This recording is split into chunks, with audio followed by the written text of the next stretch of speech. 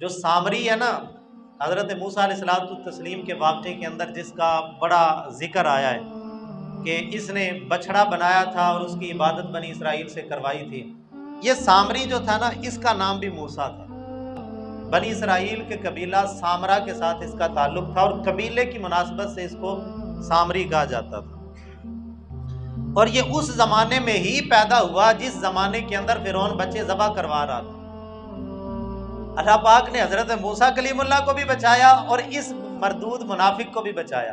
امام قرطبی فرماتے ہیں کہ اس کی ماں نے اس کو اٹھا کے پہاڑ کے اندر ایک غار کے اندر چھپا دیا، اور بنی اسرائیل والے اس دور کے اندر جن بچوں کو چھپا لیتے تھے نا، ان کو غاروں کے اندر پہنچا دیتے تھے، اور اللہ رب العزت نے جناب جبرائیل علیہ السلام کی ڈیوٹی لگا دی تھی کہ اس طرح کے جتنے بھی بچے ہوں ان کی پرورش اور ان کی نگہداشت کرنی ہے۔ حضرت جناب جبرائیل علیہ السلام آتے اور ان بچوں کی انگلیاں پکڑ کے ان کے منہ میں ڈالتے، اور اس انگلی سے شہد اور دودھ جاری ہو جاتا، اور ان بچوں کی پرورش ہوتی رہتی۔ یعنی دیکھیں نا، رب فرماتا ہے کہ پالنے والا میں ہوں، روزی دینے والا میں ہوں۔ وہ سامری جیسا بدبخت ہو تو اس کو بھی روزی دیتا ہوں، وہ ابراہیم خلیل اللہ اگر غار میں ہوں تو روزی ان کو بھی دیتا ہوں۔ لہٰذا روزی کے بارے میں فکر مند نہ ہونا۔ وَمَا مِن دَابَّةٍ فِي الْأَرْضِ إِلَّا عَلَى اللَّهِ رِزْقُهَا، جس کو پیدا کیا ہے رزق کی ذمہ داری میں نے لے لی ہے، وہ پہلے سے لکھ دیا ہے، جتنا لکھا ہے اتنا ہی ملے گا، اس سے زیادہ نہیں ملے گا، اور جتنا لکھا ہے اتنا ہی ملے گا، اس سے کم بھی نہیں ملے گا۔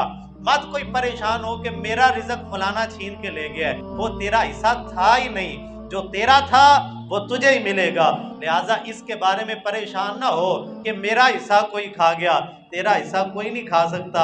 جو رب قدوس نے تیرے مقدر کے اندر لکھا ہے، وہ گندم کا دانہ کھانے سے پہلے، وہ چاول کا ٹکڑا کھانے سے پہلے، اور وہ پانی کا قطرہ اپنے حلق سے نیچے اتارنے سے پہلے تجھے موت نہیں آ سکتی۔ جو رب سامری جیسے منافق کو پال سکتا ہے وہ ہمیں نہیں پالے گا؟ جب اتنی بے وفائی پر بھی اتنا پیار کرتے ہو خدا بندہ، اگر ہم با وفا ہوتے تو کیا ہوتا؟ تو کسی عربی کے شاعر نے ایک شعر کہا تھا جس کا مفہوم یہ ہے، وہ کہتا ہے کہ جب آدمی اپنی اصل کے اندر سعادت سے محروم ہو تو پھر اس کی تربیت کرنے والوں کی عقلیں حیران ہو جاتی ہیں کہ جس موسیٰ کی پرورش حضرت جبرائیل علیہ السلام نے کی وہ تو منافق ہو گیا، اور جس موسیٰ کی پرورش فرعون کے گھر کے اندر ہوئی وہ اللہ کا نبی ہو گیا۔ عجیب حکمت نہیں ہے خدا کی؟ اصول تو یہ ہے کہ تربیت اچھی ہو تو اولاد اچھی ہوتی ہے۔